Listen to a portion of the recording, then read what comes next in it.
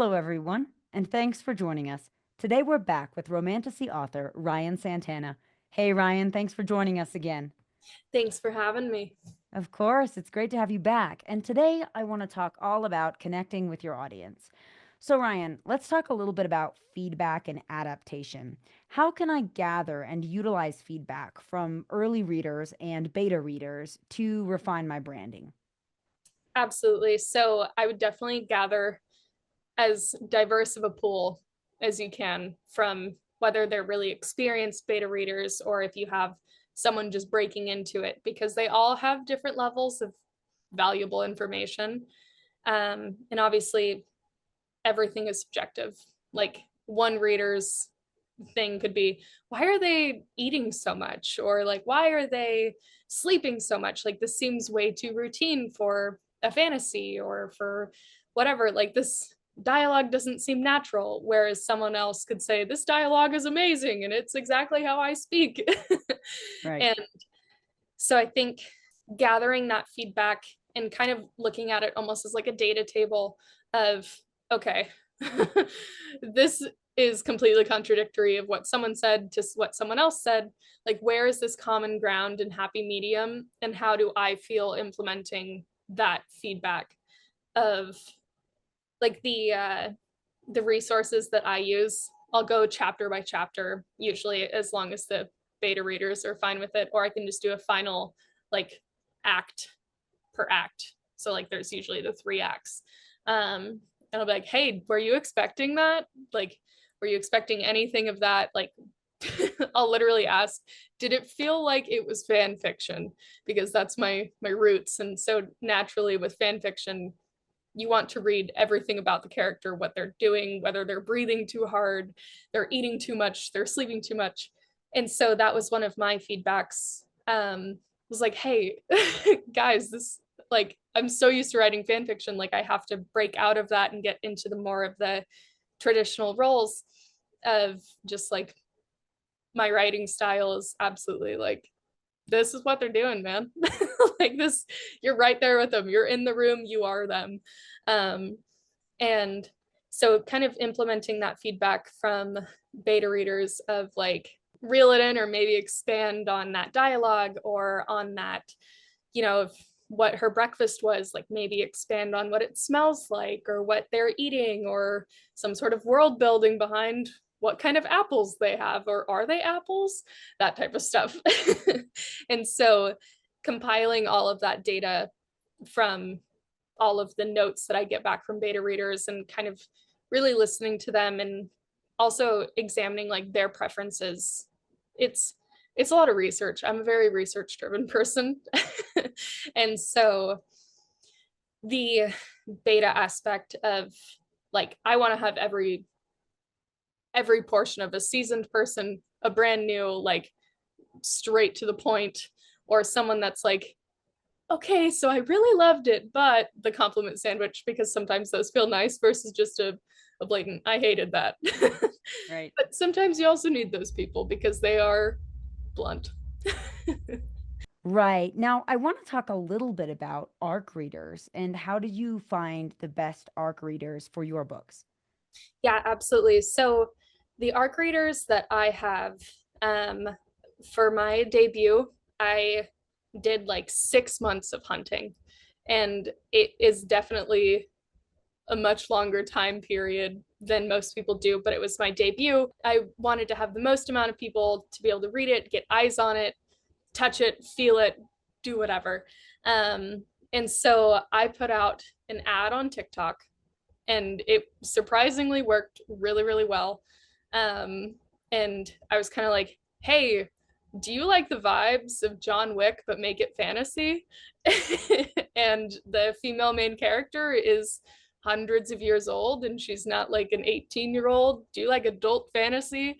And that attracted a ton of readers because it is, once again, it's my very adult market.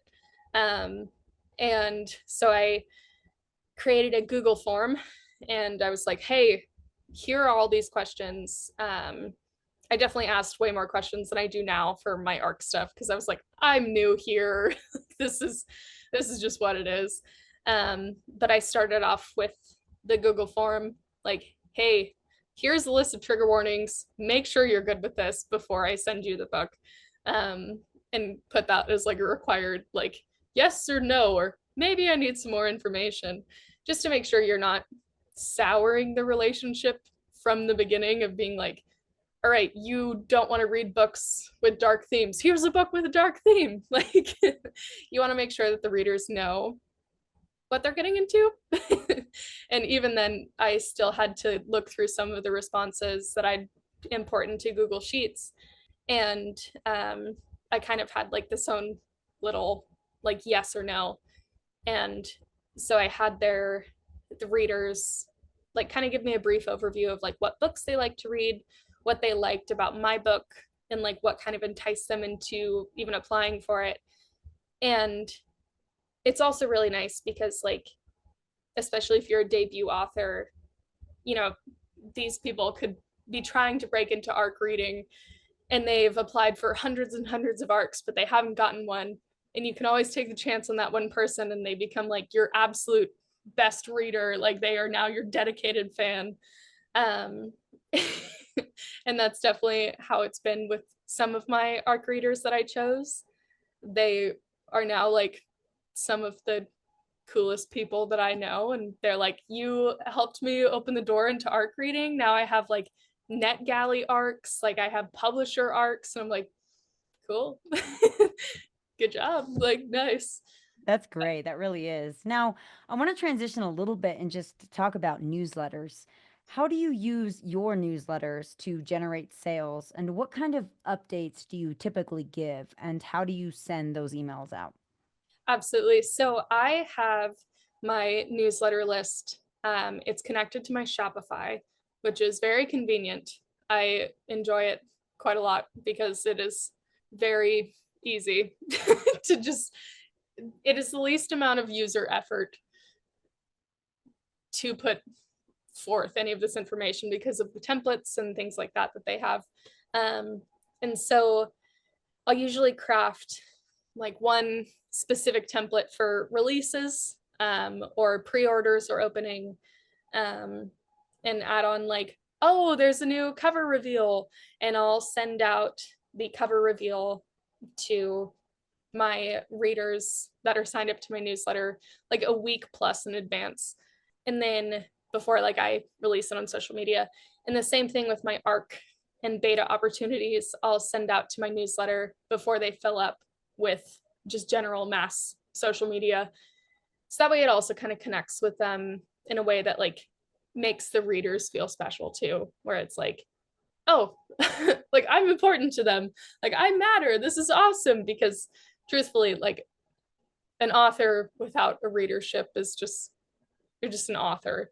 But when you have that little following, it's like you're like a real author. Like I'm here. Like this is my little cult. Like it's amazing.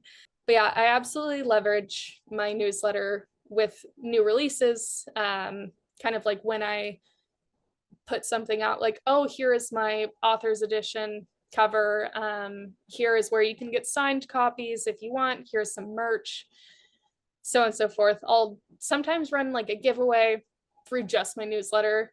So that way you can generate your audience. And because obviously sometimes with social media, your algorithm is all messed up, or someone like there's some sort of SEO issue. And so your posts aren't pushed to the top of their feed or so on and so forth. But people always get newsletters and it's always in the same spot with their emails, depending on the frequency of emails that they get. But my largest like click through rate is with my newsletters versus ads on Instagram or ads on TikTok, so on and so forth. I would definitely say that I have the highest conversion rates with my newsletters. So that's the good audience. Well, Ryan, thank you so much. That was wonderful insight on connecting with your audience. Thank you. That's all the time we have for today. Thank you, everyone, for tuning in to today's interview with romantasy author Ryen Santana. Be sure to check out our website for more videos.